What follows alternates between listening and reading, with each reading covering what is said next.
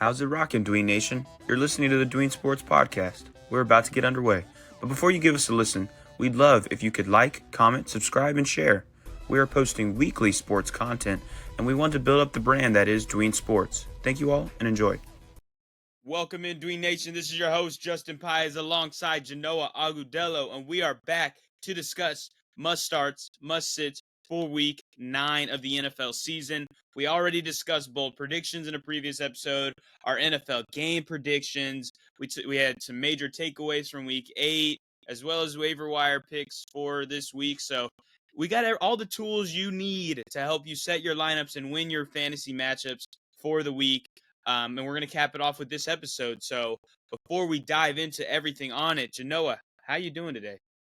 Yo, Dween Nation. Justin, I'm doing great. We are on the cusp of another week in the NFL. And Justin, every week this season, even though we've had some tough fantasy losses, our beloved Texans have lost, our beloved Eagles have lost a tough one. It's been a great season overall, Justin. So excited to do this week in and week out there. Very excited.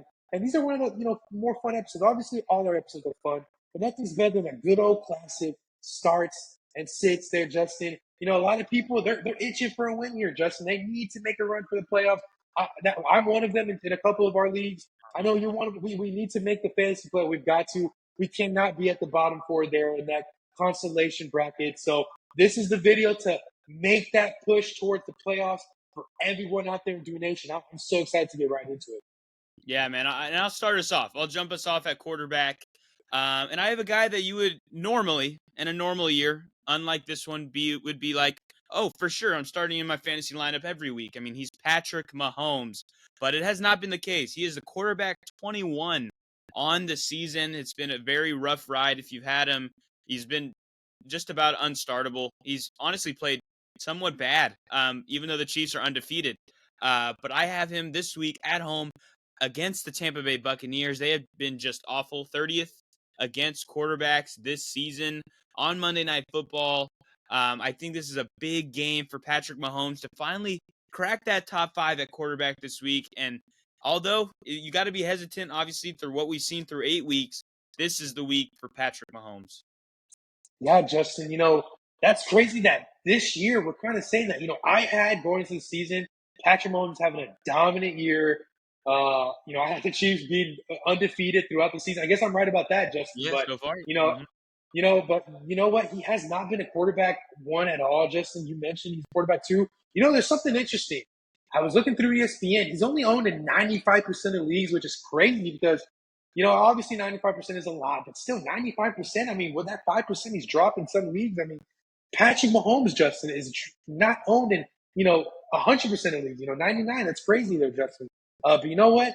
He has not gotten to 20 points all season. In certain leagues, he did have 22 last week. But for some leagues, he only had like 17. He has not really hit that dominant mark all year. Put it this way, he hasn't had 25 points all season. I mean, guys like Joe Flacco had it. Jameis Winston had it last week. I know a few weeks ago, Trevor Lawrence had it. I mean, Justin, a guy that's a 3-time Super Bowl champion, the best quarterback in this league currently, a top 5 quarterback, possibly all time in the history of this league, is struggling, man. It's so unbelievable there, Justin. And he has targets. He has Travis Kelce. He had Rashee Rice for the first couple of weeks with Pacheco. Obviously, he's out, but now he has Hopkins with Xavier Worthy. And, even that year, these past couple of years, that since Tyreek Hill's been traded to Miami, he's still been a great quarterback without great targets, right? He had like Justin Watson, Skyler Moore, and like Juju Smith-Schuster. It's like McCole Harmon. It's like he's still able to perform numbers back then. Why can't you do it with these elite weapons he has now? So hopefully now Hopkins can show up. Kelsey's kind of back. He had a great game last week. And you know what? Let's hope Patrick Mahomes. I have him in one of our big elite league. I was hoping he'd be the Patrick Mahomes we know and love, and hopefully he can this weekend. So I'm hoping that you're right there, Justin. For me, for my quarterback start of the week, it's the Atlanta Falcons. Now, I just looked at the injury report. Drake London is good to go. Off the injury, does not have injury designation going into this weekend. So Drake London's good. Kyle Pitts was hot last week, and I think he's going to go into this weekend hot as well. Mooney's having a great season there. I mean, man, maybe the Bears should have kept him to go along with that elite staff, the elite receiving corps they have there with Caleb Williams. But, hey, he's hot. And even Bijan is capable of having a great receiving touchdown. And I do think that this matchup there in Atlanta against the Cowboys is going to be a shootout. Both teams kind of need a victory. Dallas Cowboys kind of more than the Falcons, but the Falcons want to put their foot stamp into this division. And Kirk has been kind of the hot hand, like I mentioned in last episode. He has kind of been the guy that has been settling in just right. And just last year, this time last year before he got hurt, was the same way. One of the best fantasy quarterbacks out there. And he has a similar kind of skill set. Yes, he doesn't have Justin Jefferson, but we believe that Drake London in the next couple of years could be putting up numbers like Jefferson. And you know what? This Cowboys defense has struggled mightily since the departure of Dan Quinn to Washington, as well as Micah Parsons been being injured. So he's not going to have much pressure there. The Falcons' offensive line isn't too bad. It's not too great, but it's not the bottom of the pack. It's probably like mid-tier, I would say, in the middle of things. So I definitely like Kirk Cousins in a potential shootout. I like it both ways, Justin. If the Cowboys go up 17-0, that's good for Kirk. But I think that if the Cowboys struggle throughout the game, it's going to be Kirk pass right off the bat. So that puts Kirk Cousins for me as my quarterback star of the week. Yeah, no, I really like that. If you guys watched our bold predictions episode, he is involved. I won't spoil it, but he is involved in one of my takes in a positive manner. I think this game is going to be a shootout. The fact that obviously the Cowboys still don't have those top tier pass rushers back in the lineup has me not worried about Kirk being too pressured. And as you mentioned, all these weapons that he has been just phenomenal. Last week, obviously, he had a phenomenal game against the Buccaneers on the road, 4 touchdowns. I expect somewhat of a similar performance at home. The Cowboys are playing in games where I think that the offense is gonna be flowing and it's gonna go back and forth, and I expect a big game. So I really like that there as Kirk as your start of the week. Jumping to running back, mine's kind of right off the tree, pretty short grab, but I got James Cook, who had a phenomenal game against the Seahawks last week. This week against the Dolphins, where he had 3 touchdowns just back in week 2 of the NFL season. He's been so good this year. If you were able to pick him up, you're really happy right now. He is killing it across the board. He's not even being like he had 20 touches last week, but he's getting a very good amount of volume. Ray Davis is not eating into his carries. He only really had volume last week when the Bills were dominating the Seahawks. And so I think just they know and they want to run the football in Buffalo. It's kind of been more of their identity with Joe Brady as their offensive coordinator. So I think James Cook, if you were ever worried or skeptical, he should definitely be in your lineup. You got to pay up for him in DraftKings, do so, and I think he has a big game. Yeah, Justin, I do think that if you watch, Dween Nation, if you watch our prediction picks, and not only that, our, bold predict, I feel like this, if you watch our bold prediction, I feel like this Miami offense is going to struggle. They're going to be a lot of putting, possibly a couple turnovers, and even kind of turnovers into, Miami territory. And I do think that, yes, Josh Allen's probably going to have a great game himself, but, James Cook is a great receiving back. A lot of people don't talk too much about James Cook receiving game. It's as good as you can make the argument, not, as good as Alvin Kamara's, maybe not good as Saquon Barkley's, but this is a guy that he potentially can get a lot of dump off catches there, and that really boosts his stock there. I do like James Cook to get a receiving touchdown there. I have a feeling that he can get a receiving touchdown this week. I really like that a lot there. The Dolphins defense, is really not all that well to rushing. And I do think that James Cook is prime. He's at home. He's a really good running back at home. And yeah, he has a history of cooking this Dolphins defense. You mentioned that he had 3 touchdowns.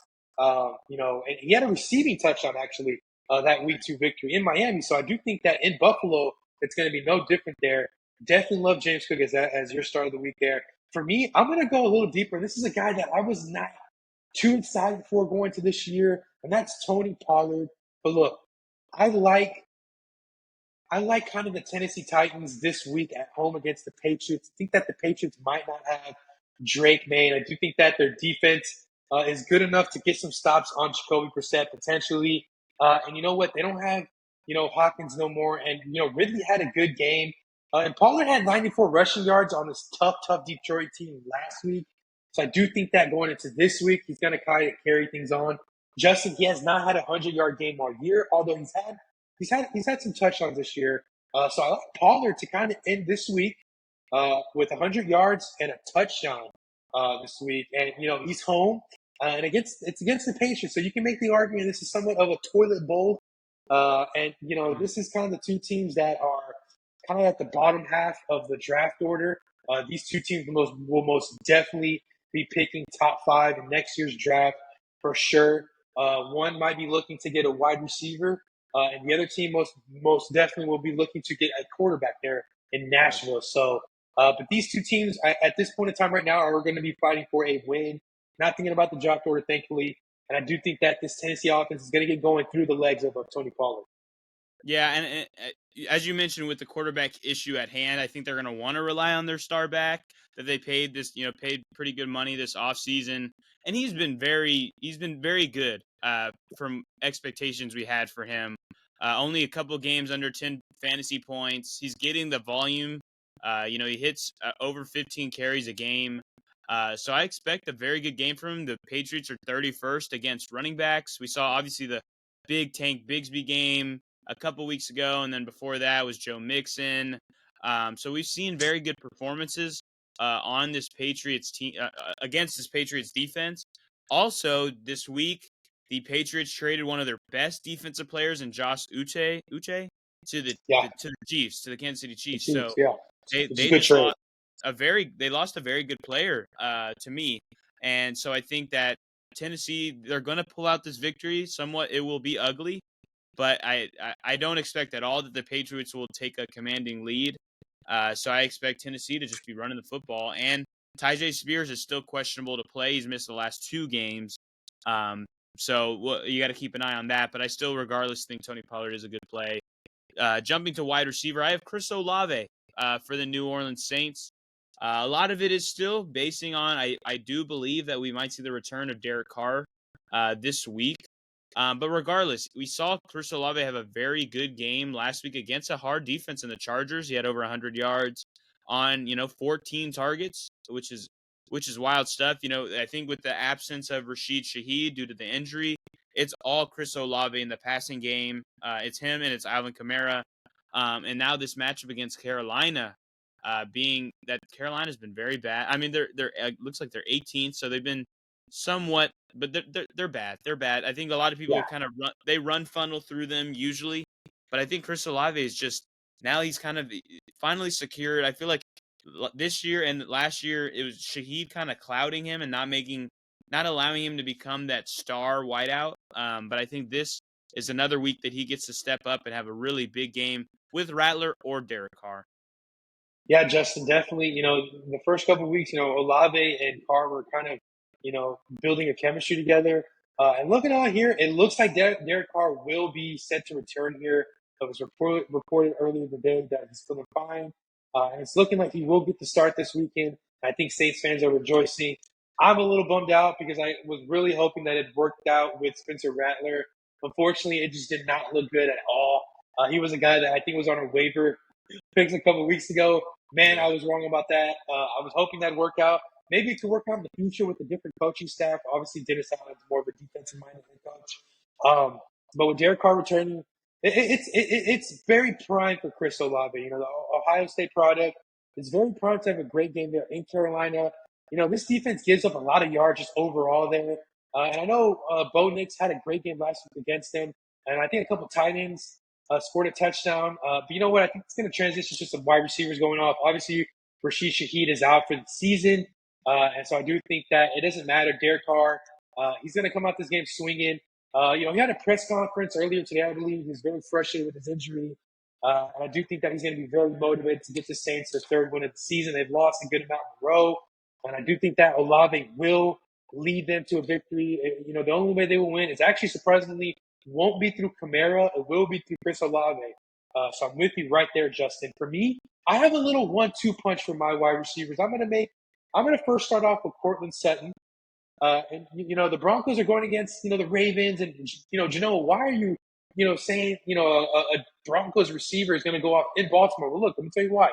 2 weeks ago, Mike Evans and Godwin and a lot of Tampa Bay pass catchers were able to shred, that Baltimore defense. And then last week, what was it? Cedric Tillman, Cedric Yeah, Tillman, right. smoked this Baltimore defense. A couple weeks ago, I always say this was week 2. Devontae Adams and Brock Bowers shredded this team in Baltimore. It's really, concerning on how somewhat bad this Baltimore secondary is, led by Kyle Hamilton. There is Marlon Humphrey there. This defense is easily passable. Yes, they have good pressure up front 7, but they're able to be passed on pretty easily. And the Broncos are somewhat hot. I know they've only beaten bad teams, but I do think that, Courtland Sutton is going to have a great game. I do think he gets a touchdown. And I don't think that the Broncos are going to be able to run the football at all this game. So Yeah. it's going to call for Bo Nix to throw. Who better than Courtland Sutton? And, another guy, or another 2 guys I'll mention that to my second half of this prediction. If you watched my, our spicy, bold prediction last video, these Colts wide receivers are going to have a great game on Sunday Night Football. All the attention is going to be on them. And now Joe Flacco is the quarterback. Alec Pierce leads the Colts in receiving yards, tied with Josh Downs. They both have 3 touchdowns apiece. Michael Pittman is kind of going up there, and I think he has better chemistry, Justin, with Joe Flacco than he did with their franchise quarterback, the 3rd or the 4th pick last year's draft, AR, which is crazy. But Joe Flacco is a future Hall of Famer. No doubt he's a future Hall of Famer. He's done great things since he was drafted, I believe, out of Delaware. And he's still slinging it, Justin. All these years later, and he's going to get the ball to all these Colts receivers. These past 2 weeks, the Vikings have been kind of shredded by pass catchers. Monroe St. Brown had a good game a couple weeks ago against them. So did last week with Puka Nacua and Cooper Kupp. And so I think this week that, yes, Josh Downs and Alec Pierce and Pittman aren't those receivers in LA. However, I think they have potential there. And, I do like these Colts receivers to shred this Vikings defense potentially for sure. Okay, so you got a twofer. That's fine. I like that. You get more names for Dween Nation to use.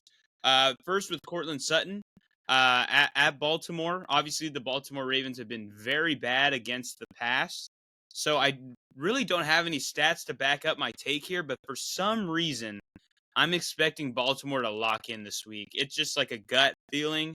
But the stats back up that, Cedric Tillman can go and be a top 3 wide receiver on the week. Courtland Sutton can definitely do so.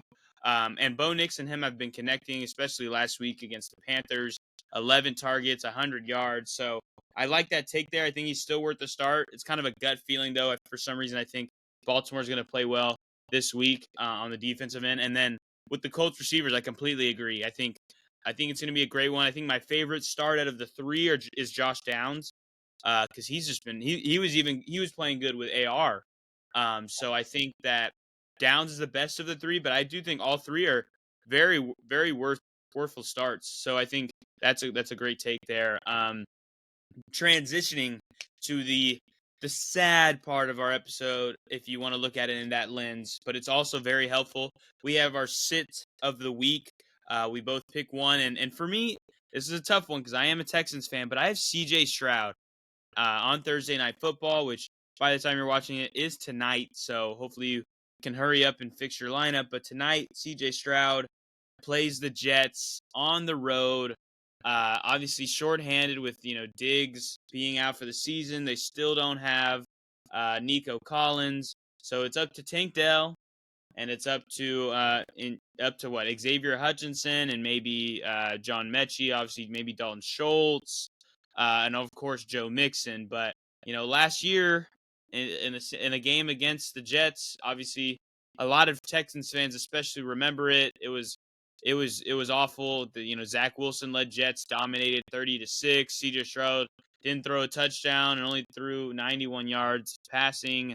So it was a very ugly game, and obviously I'm not going to say it's going to be that bad of a game because I do think with Joe Mixon this offense runs better. But I just don't see this team being able to move the ball through the air. I think they're going to have to heavily rely on Joe Mixon. But in doing so, it's going to allow CJ Stroud to not have a very good game at all, and he's, to me, a must binge. Yeah, Justin, after what I saw a few weeks ago in Green Bay, with C.J. Stroud only passing for 86 yards. That was very concerning. I haven't seen that out of my guy C.J. Stroud. You can make the argument that he's having a potential sophomore slump, and that's a little bit concerning. You mentioned that game last year, which was definitely, I know we lost to Carolina last season, but I'm really concerned. That was really one of the worst losses of the year, even worse than the Baltimore divisional round. I mean, it was such an ugly game, and I think C.J. Stroud went out in that game with an injury, which led him to miss a week or two. And I think even Nico Collins missed that game. Hopefully, we can get Nico Collins next week for our Sunday night game against Detroit. Yes, ouch, Detroit. So this is a tough game in New York. This Jets defense. I mean, they're due for a great game. I'm very concerned for my beloved Houston Texans. There's a couple other guys that you can start over Stroud. Maybe a Bo Nix. Maybe a Caleb Williams. Maybe a Kyler Murray, a Matt Stafford. If you have Jaden Daniels and C.J. Stroud, maybe you go Jaden Daniels. Even if maybe if you have, let's see, I know maybe you have Mahomes or something. Maybe you can go that route, or Joe Burrow or something like that. Very concerning there for my guy C.J. Stroud. I hope you're slightly wrong there. I hope my Texans can get a victory. So my sit of the week is James Conner. Actually, I know James Conner's been actually having a good season. And I know Brian Robinson had 65 yards on the Chicago defense last week, but this Chicago defense is actually pretty stingier than people think. They're ranked 11 to the rush, and they can be beat. But this Chicago defense is, like I mentioned, been great. It's been better than most people think, and I do think that they can lock up James Conner this week, and it could possibly kind of eat into how Kyler Murray moves his offense there, Justin. So for me, my sit of the week is James Conner. Obviously, you're going to start James Conner, but this is a guy that I'm hesitant to put in my lineups just because this Bears defense is really sneaky there. And I think they're very angry, very pissed off on what happened last week in Washington. And not to mention that, this Cardinals offense is so hot and cold. There was a game against Green Bay where James Conner couldn't get it going. There's a few weeks before that where they played the Commanders and he had trouble getting it going. So, I do think that James Conner could potentially have a bad week this week home against the Bears. It is a tough call for me with James Conner. Obviously, you're mentioning everything on point. The Bears have been very good against the run.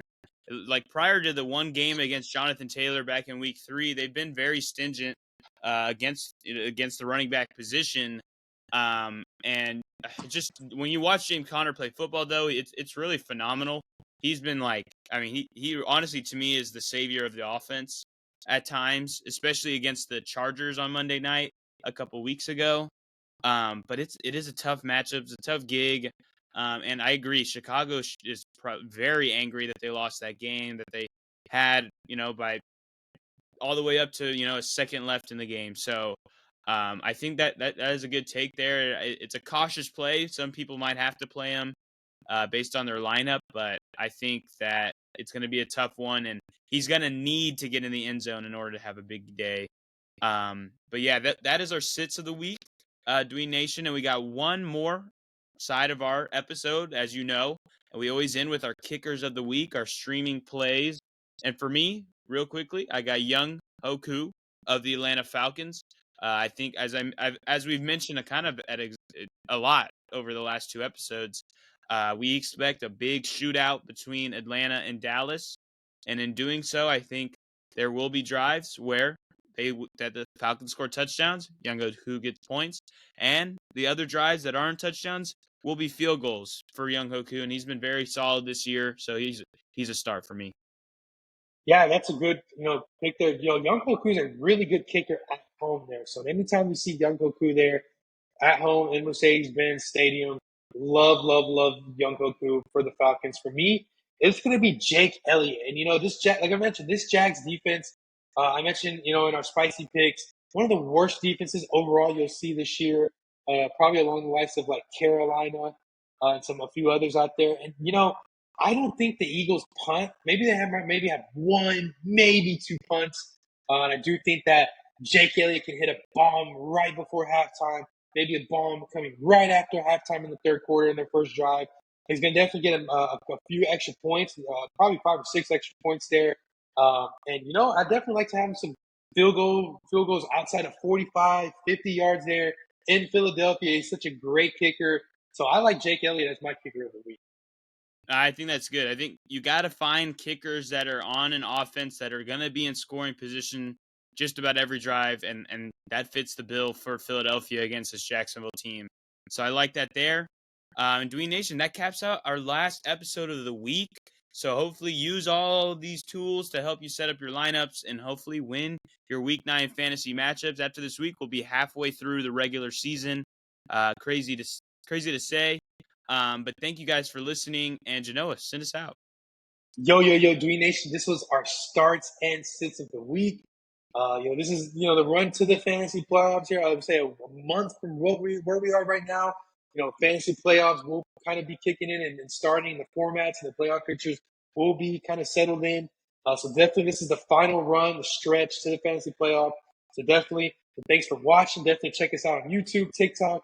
Thanks for watching. We love you guys, and as always, peace.